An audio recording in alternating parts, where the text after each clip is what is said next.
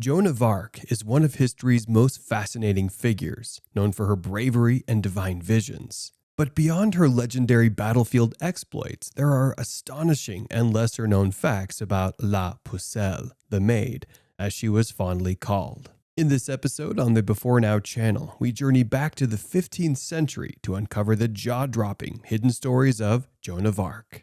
Did you know that her decision to wear men's clothing led to a dramatic trial that ultimately cost her life? Or that 20 years after her tragic execution, she was exonerated in a stunning reversal that reshaped her legacy forever? Join us as we explore these incredible facets of Joan of Arc's life, revealing how her story still shapes our modern world. What secrets did Joan carry with her to the grave, and how do they continue to influence us today? If you enjoy this journey through history, please like and subscribe to the Before Now channel. Let us know in the comments which historical figures or events you'd like us to cover next. Joan of Arc, also known as Jeanne d'Arc in French, was born around 1412 in the village of Domremy in northeastern France. She emerged during the tumultuous period of the Hundred Years' War, a conflict that pitted the Kingdom of France against England and spanned several generations.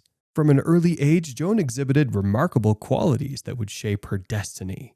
She grew up in a devout Catholic family, deeply influenced by the religious fervor of the time. It was during her adolescence that Joan began to experience visions and hear voices, which she later identified as coming from saints such as Saint Michael, Saint Margaret, and Saint Catherine. These divine voices instructed her to support Charles VII, the Dauphin, heir to the French throne, and to help him reclaim his kingdom from English control. In 1428, at the age of around 16, Joan traveled to Vaucouleurs, a nearby town where she sought permission to meet Charles VII. Despite initial resistance, she eventually gained an audience with him and impressed him with her conviction and clarity regarding her divine mission. Convinced of her sincerity and inspired by her fervor, Charles granted Joan permission to join the military effort to relieve the besieged city of Orléans, a crucial stronghold on the Loire River. Joan arrived at Orléans in April 1429, clad in armor and carrying her banner emblazoned with the words Jesus Maria. Her arrival lifted the spirits of the French troops, who had been demoralized by months of English siege. Joan's presence and leadership proved pivotal as she rallied the troops with her bravery and determination. Within 9 days of her arrival, the English forces abandoned their siege of Orléans, a victory that was seen as a turning point in the war and boosted French morale significantly. Following the success at Orléans, Joan continued to campaign alongside the French army. She led them to further victories at the Battle of Patay, where the French decisively defeated the English, and she played a key role in securing the route to Reims. In July 1429, Charles VII was crowned as King of Reims Cathedral, a ceremony that Joan attended and which validated her mission as divinely inspired. Despite these triumphs, Joan faced increasing skepticism and opposition from within the French court. Her unconventional attire, wearing men's clothing for practical reasons during the battle, drew scrutiny and accusations of heresy. After unsuccessful campaigns at Paris and other places, Joan was captured by Burgundian forces, allies of the English, during an ill-fated attempt to relieve the siege of Compiègne in May 1430. Joan was handed over to the English and imprisoned in Rouen. In early 1431, she was put on trial by an ecclesiastical court presided over by Bishop Pierre Cauchon. The trial, conducted under political pressure and aimed at discrediting her and her divine mission, accused Joan of heresy, witchcraft, and wearing men's clothing, a charge she justified as necessary for her protection and practicality in battle. Throughout her trial, Joan steadfastly maintained the divine nature of her mission and the truth of her visions.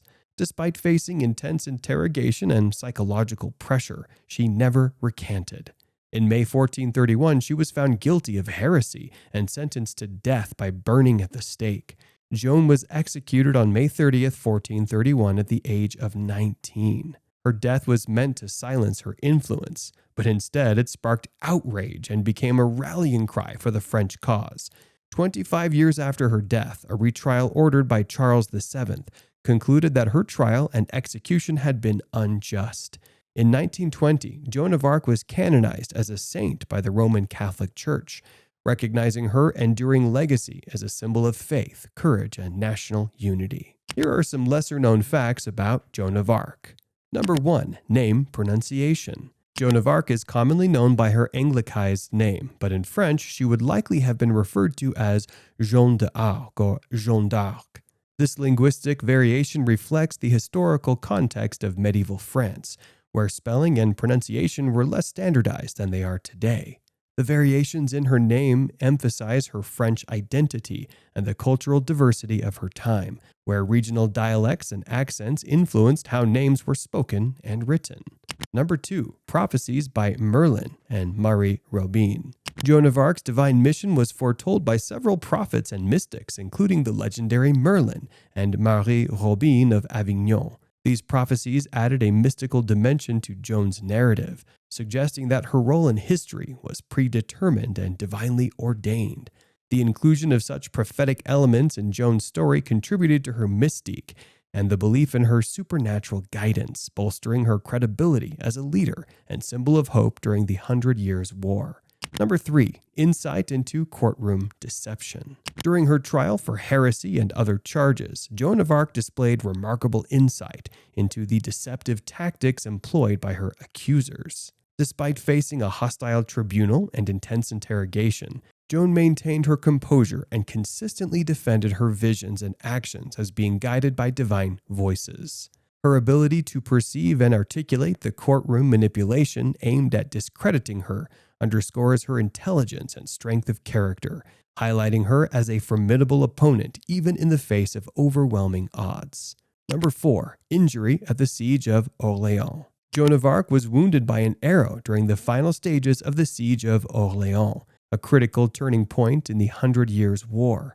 Despite her injury, Joan refused to retreat and instead continued to rally her troops, inspiring them to press forward and ultimately forcing the English forces to abandon their siege. Her courage and determination in the face of physical danger demonstrated her unwavering commitment to the French cause and solidified her reputation as a fearless military leader capable of rallying her troops under adverse conditions. Number 5. Views on Protestantism. Joan of Arc expressed strong opposition to Protestantism, viewing it as a threat to the established Catholic faith and the unity of France. She believed that Protestant teachings undermined the sacred traditions and authority of the Church, which she saw as essential for maintaining spiritual order and divine favor. Joan's staunch defense of Catholicism reflected her deep religious convictions and her belief in the importance of preserving the purity of the Christian faith, as handed down through centuries. Her views on Protestantism added another layer to her legacy as a devout defender of religious orthodoxy during a period of religious and political turmoil. Number 6. Expedition to Compiègne. In March 1430, Joan of Arc undertook a daring expedition to the besieged town of Compiègne. Despite lacking explicit permission from Charles VII, the town was under threat from Burgundian forces, and Joan saw it as her duty to relieve the siege and protect French territory. Some historians viewed Joan's unauthorized mission as a desperate and potentially treasonous act, as it defied royal orders and threatened the fragile truce with Burgundy.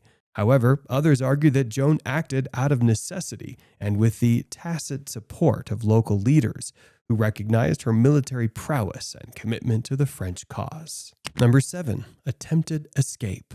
While imprisoned by the Burgundians in 1430, Joan of Arc made a daring attempt to escape captivity. She jumped from a 70-foot or 21-meter tower into the castle's moat in an audacious bid for freedom. Despite the fall, Joan survived the leap, demonstrating her resilience and determination to evade capture and continue her mission. Her escape attempt underscored her courage and resourcefulness in the face of adversity, as well as her unwavering commitment to the cause of French independence and the defense of her convictions. Number 8. Legacy in World War I. During World War I, several French soldiers claimed to have seen visions of Joan of Arc in the sky, holding her famous banner during moments of intense combat. This anecdote illustrates the enduring mythos and inspirational legacy of Joan of Arc as a symbol of national unity and courage in times of crisis. Her spectral presence served as a powerful morale booster for French troops, invoking her memory as a heroic figure who embodied the spirit of resistance and resilience against foreign aggression. Number 9. Final words. Before her execution by burning on May 30th, 1431, Joan of Arc's final words were reported to be cries of "Jesus, Jesus, Jesus," as she faced her imminent death with courage and devotion. These poignant words encapsulated Joan's unwavering faith and steadfast belief in divine providence, even in the face of persecution and martyrdom. Her final utterances left a lasting impression on those who witnessed her execution, cementing her legacy as a martyr and symbol of religious faith and conviction.